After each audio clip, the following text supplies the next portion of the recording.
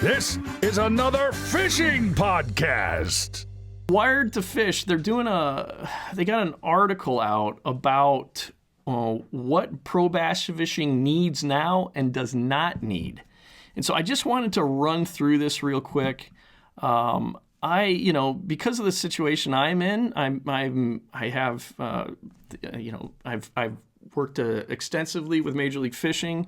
They've been very good to me. I've enjoyed working with them very much. I've also done some work with bass, through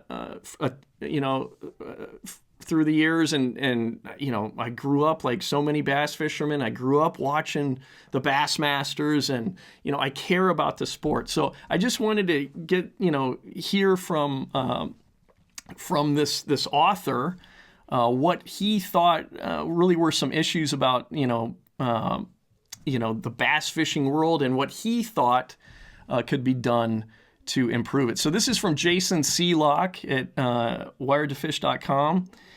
And I'm just going to read this. I think it's very interesting. So he thinks they're just starting off more drama and less drama queens. Pro bass fishing needs more drama on the water and less drama off the water. There's been a handful of competitors, tournament folks, and a bunch of podcasters stirring up a lot of drama. A handful of pros and podcasters have harped on the drama off the water so much that it's having a detrimental effect with the audience. So much so that pro anglers and tournament organizations have begun to decline in value to the angling community. What I have overwhelmingly heard from readers and viewers who have reached out, and that this topic has been brought up, is that they really aren't paying attention. Wait, let me read that again. They really aren't paying tournaments and pro anglers as much mind anymore.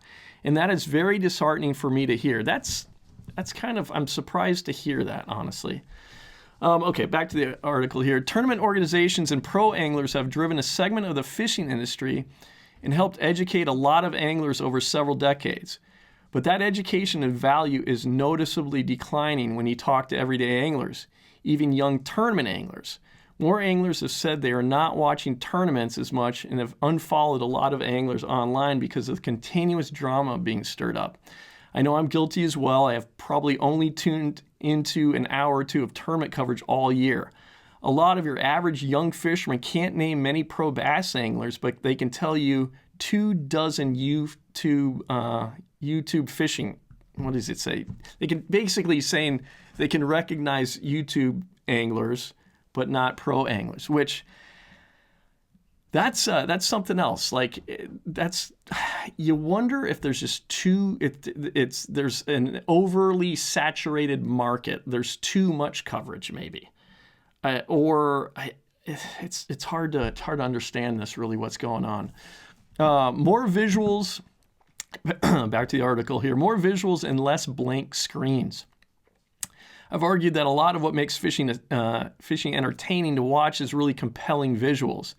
Tournaments that always stand out in my mind are the ones that with shallow fish eating topwaters or busting a frog in grass or being able to see the anglers fishing for fish they can see in clear water. The Bassmaster and MLF cameramen are some of the best in sports in my humble opinion. Oh, thank you.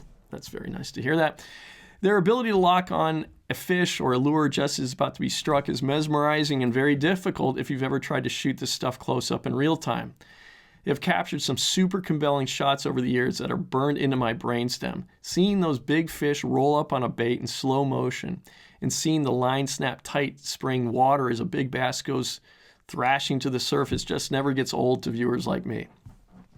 We got to get back to those types of shots and moments and pile up as many of those as we can in a tournament season to make a more compelling product for the audiences. It's no easy task as venue selection is a complicated process in itself. What I think we need less of is open water fishing. Guys out in the middle of nothing, fishing in a way where you can't tell what is going on because it's all below the surface with nothing visual. I have not been a fan of smallmouth. I've not been a fan of smallmouth tournaments for about a decade because they're some of the most boring to watch on TV. Don't get me wrong. I love to catch them. and they are super aggressive on a fight. But seeing a boat out in the middle of nothing, doing basically nothing, and then fighting a fish for 10 minutes is not a compelling watch. It's tough to watch when most of the TV screen or computer monitor is blank with open water and nothing happening. Yeah, I think that's definitely an issue. Part of the problem here is we used to have 1/2 hour of TV show that covered tournament show after an event. Now we have like 30 plus hours of live coverage. That's a lot of space to fill, and I believe the longer your tournament is, the harder it is to watch, and actually causes a long-term decline in viewership. Interesting points. I think you could make an argument that these live streams can be shortened. Maybe you only show the last. In fact, a good buddy of mine came up with this concept, and I think it's a really strong concept. Maybe you only show the last 2 hours of the event live stream. And up until that point, you're just making a highlight package to bring you into the last 2 hours of the live stream event. I think that is something that should be considered. Okay, where were we here? So back to this article, more interesting environments. I think mixing up environments in fishing is a good thing. Going to a heavy grass fishery, going to a river system, going to a muddy fishery, going to a clear fishery. I think that makes for more compelling fishing to watch that a lot of anglers can learn from. Going to 4 offshore events that all look the same is not interesting or compelling. I couldn't agree more. When in golf, you don't go the same boring golf course. And each golf course has history to it. They really make it a special place. Got to do that more in fishing, I think.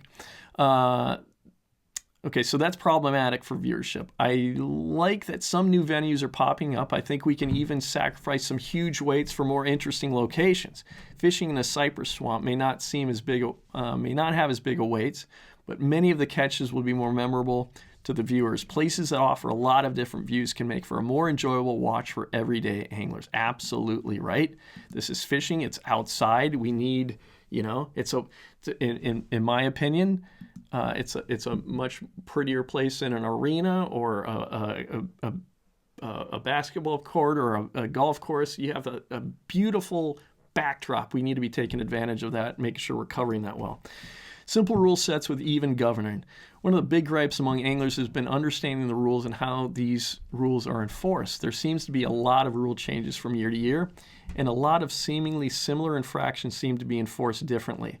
While the viewer is not privy to everything that went on in most cases, the simple eye test often makes the conspiracy theorists go nuts. My big fear for 2025 is that there are a lot of new rules and a lot of rule changes daily on some of the circuits. My gut tells me this will lead to a lot more infractions and needs to enforce infractions. The consistency of all of it, let me try that again. The consistency of it all is what should be focused on here. A competition that is hard for the angler to understand will be even more difficult for the audience to follow, and will create a lot of outlandish and wild theories about why things were done a certain way. Being consistent in the rules will help, as well as how those rules are enforced. While I often see the rules published out there, you don't always know the punishment for the violation ahead of time. Not that I think guys are playing the odds and intentionally breaking rules. I do think, however, pro anglers have forever pushed the limits on rules to try to gain an advantage others might miss. So if you're constantly changing the rules, enforcing them haphazardly, and anglers are always pushing into their limits, there will be more chaos than consistency. What most people want when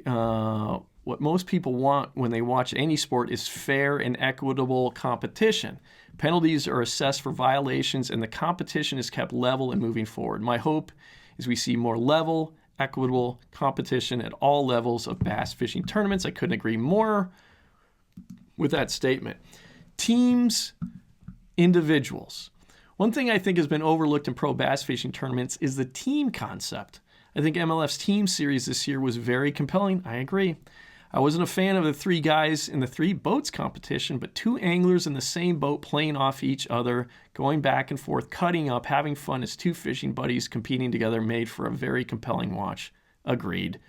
I actually think they're onto something. Personally, if I was a pro angler and you had to watch me fish by myself all day, it would be horrible for the viewer. I'm a quiet, mild-mannered guy by myself. But I like to cut up with a friend in the boat. I think you'll create a lot more enjoyable tournaments to watch with two guys fishing as a team in a boat. Frankly, that is the most relatable fishing to your tournament fishing audience. High school anglers, college anglers, and weekend open jackpot tournaments are all team tournaments.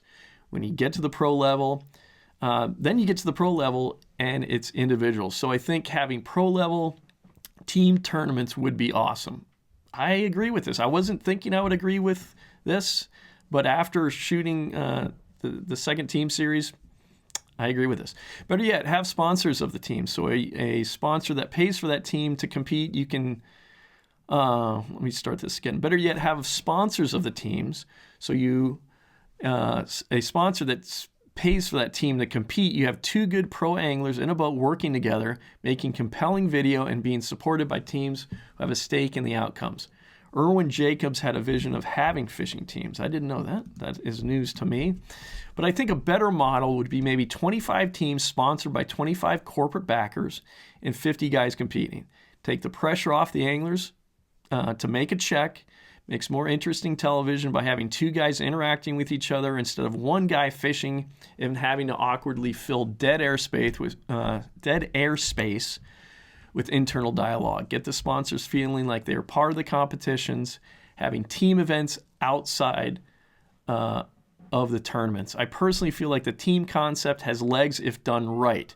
You still have your favorite individuals, but you start to have favorite teams because of brands or because of how good those two anglers fish together and how fun it is to watch them. And let's see here. I got to wrap up here. I got cats meowing. My wife is home from work. Okay, trying new things. I certainly don't claim... Okay, so this is the wrap-up here. This is the concluding 2 paragraphs here. Trying new things. I certainly don't claim to have all the answers, and I sure don't envy tournament organizations trying to figure out how to make a good watchable product with so many personalities, variables, difficulties in securing venues, and more. Meanwhile, they're also trying to do right by the anglers and sponsors and putting together venue schedules with communities with who can help facilitate pro events, while many of the angler competitors are kicking them in the teeth every day online. Pro bass fishing is fairly complex largely due to the fact you have to appease so many different people. You can't get 5 anglers to agree on anything, much less pat you on the back for your attempts to do the right thing. But I think the organizations are making strides to improve the product and try new things to figure out tournaments that make the most sense to the competitors and the viewers while also serving the people who support them. There will always be a small nucleus of the angling community that will watch tournaments regardless of the product, but we need to cater to the masses of pro anglers and viewers as much as possible. So I agree with a lot of that article. I think there's a lot of good information there. Talking about there's, you have to appease a lot of people, and no 5 anglers agree on anything. I think, I'm not going to talk about it. I got to wrap this podcast up, but at some point we're going to talk about this. I think that's part of the issue in pro bass fishing right now. I think there's too many cooks. There's too many cooks in the kitchen, man. Everybody has an opinion, and the reality is, a lot of those guys shouldn't have an opinion. Okay? There's a number of guys that should, but there's a lot of cooks in the kitchen, man. A lot of cooks in the kitchen. So, great article. Jason Seelock saw that over at Wired to Fish. Check it out, wiredtofish.com.